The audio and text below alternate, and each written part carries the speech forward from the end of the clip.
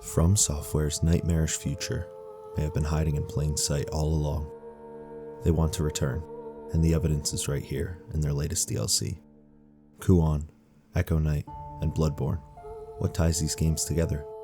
Horror, the rawest human fear, the most primal terrors, and worlds steeped in dread.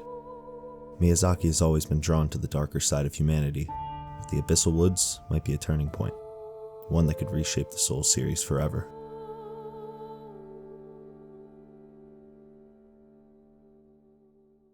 Horror elements have been constantly intertwined in every entry since the dawn of this studio.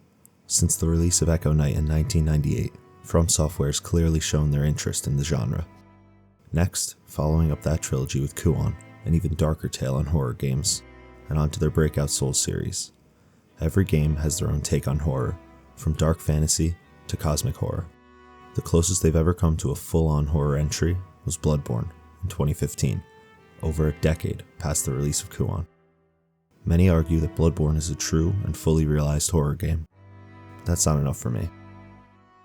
As much as I adore the aesthetic pushed forth in Yharnam, and the true horror the art direction took, there's a dissonance when it comes to the mechanics and gameplay. The Dark Souls trilogy had their fair share of horror too.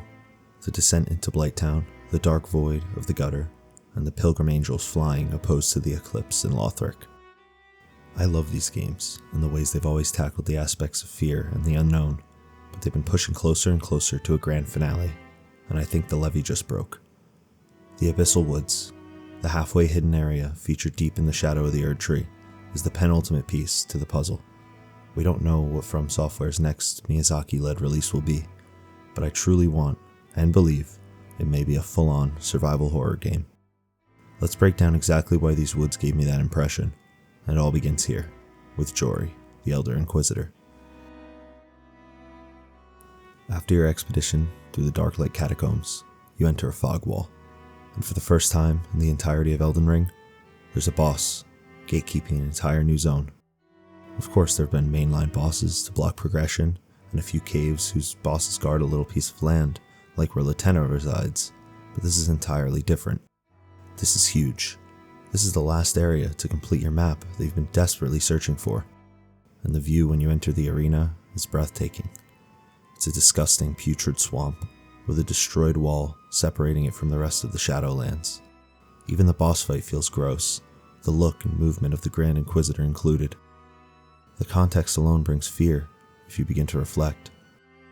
Why is the head of the Inquisition down here? What was so important he himself had to come? What type of evil is here to expunge?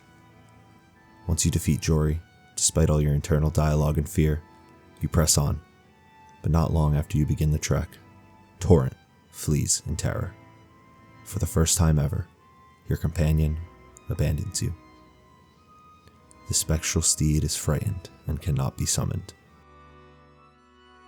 You've together fought against gods. You've taken him to the Forge of the Giants and the swamps of Aeonia. What's he so afraid of here? And then you see the messages scattered along the entry path, and your skin begins to crawl. Don't let it see you. Once you're seen, there's no escape. It cannot even be touched. You're left alone without a mount, with no sense of direction, and everything is warning you not to press on ahead. Horror, in the truest form of the word. The woods are a labyrinth, dark and confusing, scary and empty. Aside from the rats and goats with bright glowing yellow eyes, it seems like a ghost town. You don't know exactly what you need to fear, until you eventually cross paths with it. It looms in the stagnant swamp, a twisted abomination of rotten ember. Its elongated form slithers up from the blood-dark waters, slick with decay, its sinewy limbs hanging like a broken marionette string. The head, if it could be called that, is a mess of gnarled roots and webbed flesh, pulsating with an eerie, frenzious glow that seeps through, appearing as a mass of eyes. Nothing has ever stunned you in this manner before. Even if you attempt to attack this malformation, you'll be distraught. They're invincible. A new layer of terror consumes you, knowing you can't even attempt to eliminate this threat. Their speed surprises you, making running feel almost futile. It's an oppressing force, Not even the tarnished, slayer of gods, can counter. So you hide. This is genius. For the first time, Fromsoftware conditions you to completely change your mindset and cower in the face of your own fears. Now you crawl through the reeds like prey, almost ashamed how low you've become. I haven't felt anything like this before. Nowhere in Bloodborne evokes close to the emotions brought out during this encounter. Back to my previous point in the beginning of the video, the mechanics forbid Bloodborne from ever being scary. When I see even the worst monstrosity creeping my way in Yharnam, I know it's a saw cleave away from death by my hands. Not here. You're completely useless. Later on, you may find out that you can parry and kill the untouchables, but nothing intuitively leads you there, and I think it's incredible game design. When you finally push your way through the muck and make your way to Midra's manse, a new form of horror takes hold in a much more haunting way. Where the untouchables evoked hopelessness, cosmic terror, the manse is a more longing fear. The burned books and scorched trimming give an almost nostalgic feeling, the feeling of a haunted house, and you're closing in on the ghost that haunts it. Every bookshelf held a secret one day, now just ash and rot. Inquisitors roam the halls, the obvious culprits of this arson. And your grand finale lies above, curled upon himself, lying on the floor. Midra makes a grand entry, now completing the cycle with sheer, unadulterated body horror, ripping himself apart to reveal the frenzy within. This is what they came for. This is what needed to be held back. It all starts to make sense. The expedition into the Abyssal Woods provided Elden Rings with a wholly new experience, one they're destined to remember for a very long time. The new aspects of helplessness and stealth go a long way to set the mood and evoke new emotions in you. They nearly perfected the horror experience. For the elephant in the room, and the overwhelming criticism I see online, yes, they're empty. But to me, someone who much more values the emotions and feelings the game brings out in me, rather than the loot, I don't personally mind it. By the time you eventually make it to the woods, you should more or less have a fully complete character build. I know there probably should have been a few more shadow tree fragments hidden about, or maybe a few new enemies, but ultimately it doesn't matter to me. My main takeaway resides much more in its stark difference to the entirety of Elden Ring. Just why is this even here? The story of the Frenzy Flame is more or less wrapped up in the base game. Midra's lore and character do not relate too much to the overarching nature of the Shadowlands. Why do the Abyssal Woods exist? Other often criticized empty areas like Charo's hidden grave and the Cerulean Coast relate a ton to the themes of graves and death. Many theories see those graves at the forefront of the start of Marika's reign. But why the woods? I think it's a massive indicator and a test for Miyazaki, and we're the lab rats. Not only is it exactly what I've wanted to see since I tasted the fear of Bloodborne, but I think that From might want exactly the same. Game after game, they've improved and refined the way they handle horror.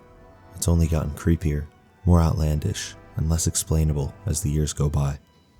And the Abyssal Woods puts it on full display. Real stealth sections, enemies who completely outclass and hunt you in the dark. The body horror of Midra's final stand. It barely fits in Elden Ring, but maybe there's a reason. I want a survival horror, and I think they can make it better than any of their peers. Something akin to Resident Evil Village on a grander scale. That game oddly fills a Canehurst-sized hole in my heart, and with FromSoft's unparalleled world design, it's a match made in heaven. Maybe after the epic scale of Elden Ring, we could take a break from high fantasy. Bloodborne went completely to left field, the Victorian streets of a fake London, blunderbusses and all. Why can't we get something like that again? It doesn't have to be medieval, it doesn't have to be Victorian. There's so many settings that FromSoft can rip from to make a horror masterpiece, even down to their signature buffering system, which could lead to absolute terror when messing up in a boss fight. Stealth and low supplies can make the experience even more exciting. They have a new crafting system in Elden Ring too. All the signs lead to this being a totally new spin on their formula. Something like Sekiro with less RPG mechanics and more in-world progression could work perfectly. I know I'm not alone when imagining how incredible a dedicated horror title could be when Miyazaki gets his hands on it, and I think that's why the Abyssal Woods left such an impression on me.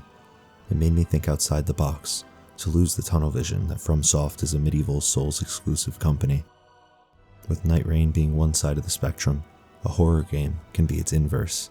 Expanding and innovation has always been their specialty, so what makes this any different? There is no more Elden Ring. This era is over, and we don't know what comes next. But I hope I gave some insight onto why I think Fromsoft has the perfect opportunity to make history with their next project. I'm sure we will know very soon if this will come to fruition, so let's keep our fingers crossed and our torches lit. Thank you.